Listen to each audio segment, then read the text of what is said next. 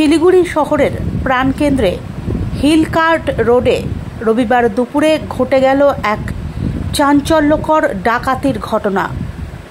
ছুটির দিনে জনবহুল এলাকায় অবস্থিত বিধান জুয়েলারি নামক একটি সোনার দোকানে ঢুকে পড়ে 7 জনের একটি ডাকাত দল, যার মধ্যে 2 জন মহিলা ছিল বলেও জানা গেছে। প্রত্যক্ষদর্শীদের দাবি, প্রথমে দোকানের নিরাপত্তারক্ষীকে মারধর করে হাত বাঁধে দুষ্কৃতীরা। এরপর দোকানে থাকা কর্মীদের অস্ত্রের ভয়ে দেখিয়ে বেঁধে ফেলে এক কোণায় বসিয়ে রাখা হয়। তারপর শুরু হয় লুট।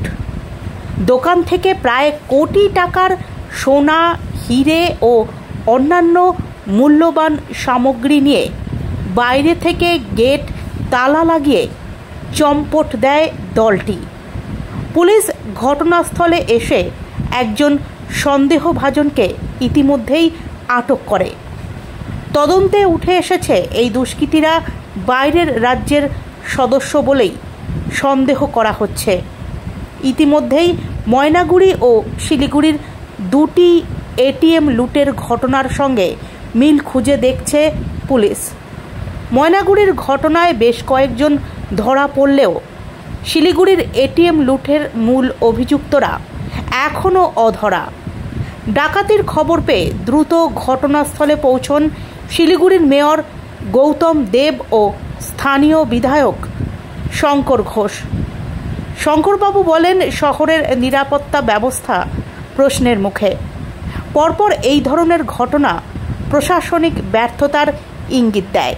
তবে মেয়র গৌতম দেব দাবি করেন, সেখানে বিহারের দিকে গেছে গাড়িটা, সেটাকে ডিটেল তদন্ত হচ্ছে হাসখোয়ার সাইডে দিয়ে, এবং এখানে ইমিডিয়েটলি 2 জন অ্যারেস্টেড হয়েছে। ব্যাপারটা দেখতে দিন, বিচ্ছিন্ন ঘটনা, কড়া হাতে দমন করা। দাদা, প্রত্যেকে হিন্দিতে কথা বলছিল হিন্দিতে কথা বলছিল। শিলিগুড়ি এমন একটা জায়গা সাউন্ডেড বাই সেভারাল বর্ডার, হিন্দিতে কথা বলছিল এবং এরা স্থানীয় বাসিন্দা কিনা আমার যথেষ্ট সন্দেহ আছে। পুলিশ বুঝতে পারবে কোথা থেকে এসছে, কোথায় ঢুকছে।